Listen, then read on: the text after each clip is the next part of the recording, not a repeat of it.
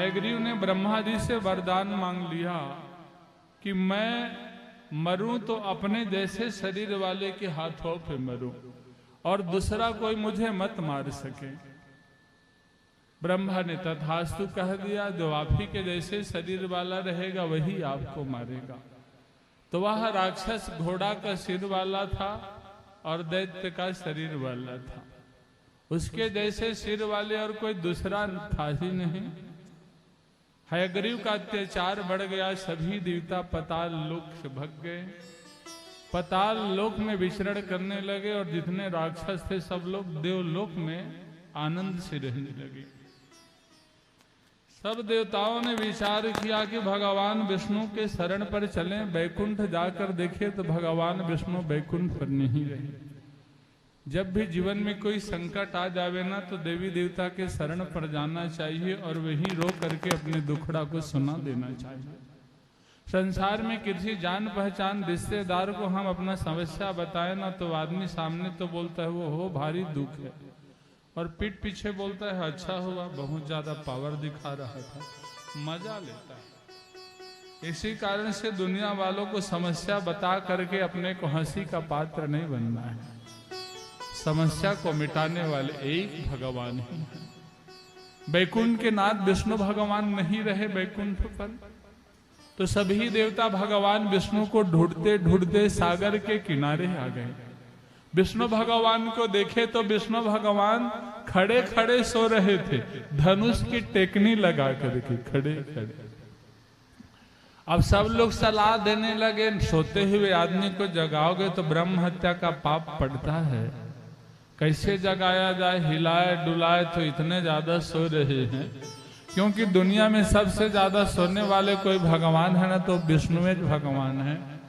इनका फोटो देखो, बढ़िया लात तान के सोए रहते हैं और ऊपर से लक्ष्मी माता चरण दबाती रहती, तब पता चलता है कि आदर्श नारी होंगी। लक्ष्मी माता को आदर्श पत्नी माना गया है।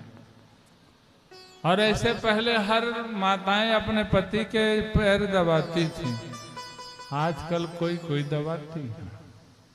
और ज्यादा खतरा महसूस करती हैं पति गले दबा देती हैं। ऐसे ऐसे पत्नी भी है दुनिया, कई जगह कांड हो गया है। अभी तो पति परमेश्वर और नहीं मानते, पार्टनर मानते। अरे आप भी कमा रहे हो तो हम भी कमा रहे हैं, आप हमारे चरण को दबा, ऐसे कह देती है। पूरा बराबर अधिकार है, संविधान ने बराबर अधिकार दिया है। और जो माताएं अपने पति के चरण दबाती हैं, पति ऐसे मुट्ठी में हो जाता है तो वो वश करने वाले उपाय को नहीं करती हैं और वश कराने के लिए दवाई खिला देती हैं।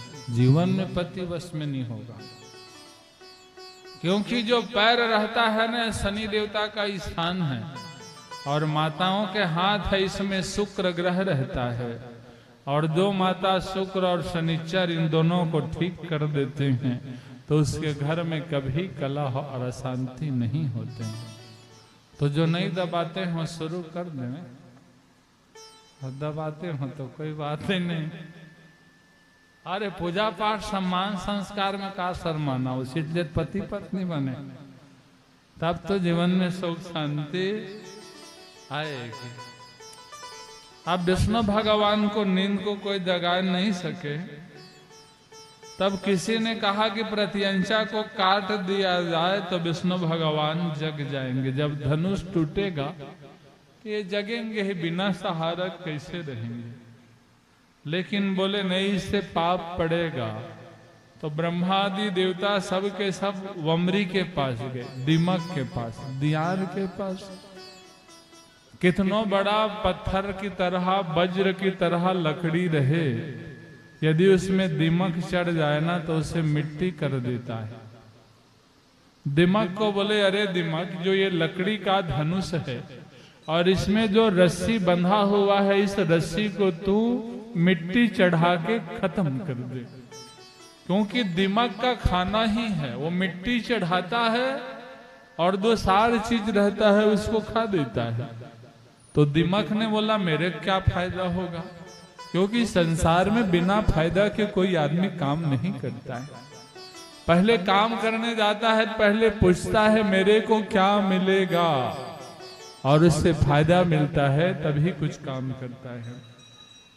ब्रह्मा जी ने कहा तव भागम करिष्यामो मख मध्ये यथा शृणु तेन तम कुरु कार्यम नो विष्णु बोधयमतिरम्।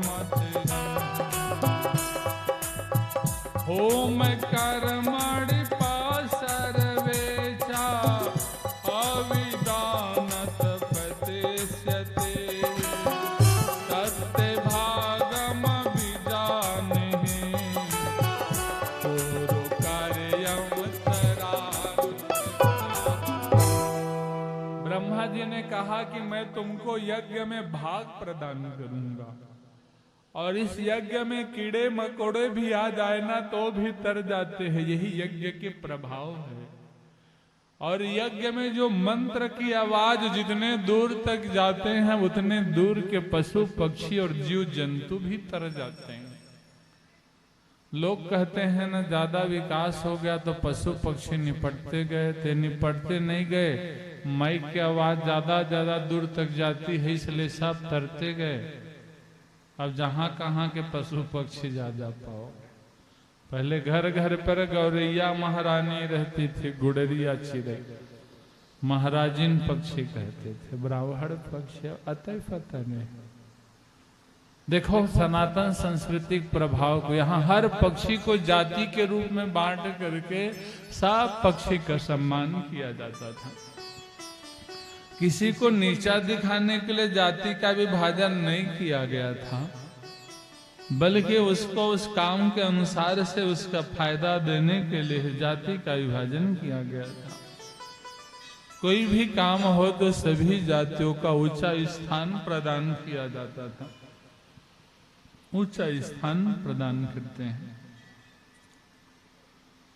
तो यज्ञ में जो भी जीव जंतु आते हैं सब के सब तर जाते हैं और बड़े भाग्य से ही यज्ञशाला पर पहुंचते हैं।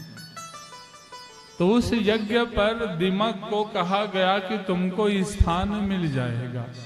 लोग आहुति देते हैं, यज्ञ करते हैं, और जो भी सांकला डालते हैं तो कुछ सांकला कुंड पर पड़ता है, कुछ सांकला वेदी पर पड़ता है, और कुछ सांकला उस कुंड से बाहर पड़ जाता है। तो जो सांकला बाहर पड़ जाएगा उस सांकला को तुम प्राप्त कर लोगे। दिमक को स्थान मिल गया। उसी दिन से दिमक वंबरी लोग यज्ञ पर पहुंचते हैं और अपने हिस्सा को ग्रहण करते हैं। दिमक ने कहा ठीक है, यदि आपने मुझे यज्ञ पर स्थान दे दिया, यज्ञ में जाना सौभाग्य की बात है, इसीलिए आदमी को जब भी मौका मिले तो यज्ञशाला पर पहुंचना ही चाहिए। इससे जीवन सुधरता है, संवरता है और जन्म जन्मांतर का पाप नष्ट होता है, व्यक्ति के जीवन में आनंद आ जाता है। तो पूरे दिमक अपने परिवार के साथ उस धनुष की प्रत्यंचा को, रस्सी को खाने के लिए आ गए और उस रस्सी पर मिट्टी चढ़ा चढ़ा करके खाते गए। रस्सी टूट गई, भगवान विष्णु का सिर कटा गया, हाहाकार मच गया। हा नाथ किम प्रभो जातिम यद्भुत मानुषम वैस सम सर्वदेवाना देव देव सनातनम मायम कस्य देवस्याययात यद् शिरोहितम अच्छेद्यस्वताम भेदो वसी अपराधाह्योवसी सर्वदा। हे प्रभु, आपका सिर को तो कोई काट नहीं सकता, आप तो अमर हैं, फिर भी आपका सिर कटा गया। आप कहाँ चले गए परमात्मा? सब देवता करोड़ क्रंदन करने लगे, विष्णु भगवान के दुख पर रोने लगे। संसार में जितने हैं सबको एक न एक दिन रोना ही पड़ता है। यदि 12 घंटा का दिन है तो 12 घंटा का रात भी रहता है। बहुत दुखी हो गए, क्या करना चाहिए ऐसे विचार करने लगे। तब शंकर भगवान ने और ब्रह्मा जी ने वेदों को बुलाया, क्योंकि वेद भी शरीर वाले हैं। जो 4 वेद बने हैं, ये 4 वेद भी भगवान के ही रूप हैं। और इस वेद मार्ग से चलने पर जीवन में कभी विपत्ति नहीं आती है। चारों वेद आए और मेरी जगदम्बा की स्तुति की। नमो देवी महामाये विश्व उत्पत्ति करे शिवे, निर्गुणे सर्वभूतेषु माता शंकर कामदे। तम भूमि सर्वभूतानां प्राणः प्राणवतां तथा, धी श्रीकांति क्षमा शांति, श्रद्धा मेधा धृति स्मृति, कामद गिधे अर्धमात्रा से गायत्री व्याहृतस्तथा, दया चा विद्या धात्री, लज्जा कीर्ति इस प्रिया दया। जो मनुष्य में शक्तियां हैं ये सब जगदम्बा से मिले हैं। तो वेद ने इन्हीं सब का नाम ले लेकर मेरी मैया को प्रणाम किया कि आप ही शक्ति के रूप में हैं, आप ही लक्ष्मी के रूप में हैं, आप ही व्यापार के रूप में है, आप ही याद स्मृति के रूप में हैं, आप ही माता के रूप में हैं, आप ही क्षमा के रूप में हैं, आप ही भ्रम के रूप में हैं, आप ही निद्रा के रूप में हैं, आप ही माया के रूप में हैं। हे मैया आपको हम बार बार प्रणाम करते हैं। और यदि माँ बाप अपने बच्चे से नाराज हो जाए ना, तो उसको मनाने के लिए कोई यज्ञ कराने की आवश्यकता नहीं है। बेटा एक बार अपने माँ को प्रणाम कर ले, कितनों भी गुस्साए रहे जन्म देने वाली माता तुरंत प्रसन्न हो जाती हैं।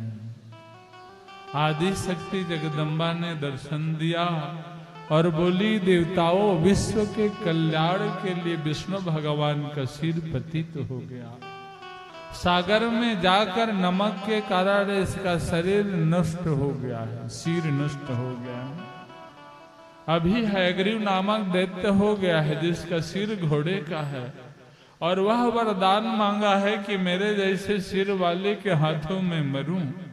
तो इसलिए कोई सुंदर सा घोड़े के सिर को ला करके इनके शरीर पर लगा दिया जाए। ये पहले नंबर के ऋषि मुनि होंगे जो आदमी के शरीर पर घोड़ा के सिर को ला करके लगा दिए और भगवान विष्णु जीवित भी हो गए, घोड़ा की तरह हिनहिनाते हुए प्रकट हो गए। तो घोड़ा को भी हमारे सनातन धर्म में विष्णु भगवान का प्रतीक माना जाता है। घोड़े बनकर हयग्रीव भगवान ने मैया को प्रणाम किया। तो जो 24 अवतार हैं, एक अवतार में भगवान का घोड़ा अवतार है, हयग्रीव भगवान कहते हैं, जिसका मुख घोड़ा का था। बोले हयग्रीव भगवान की जय।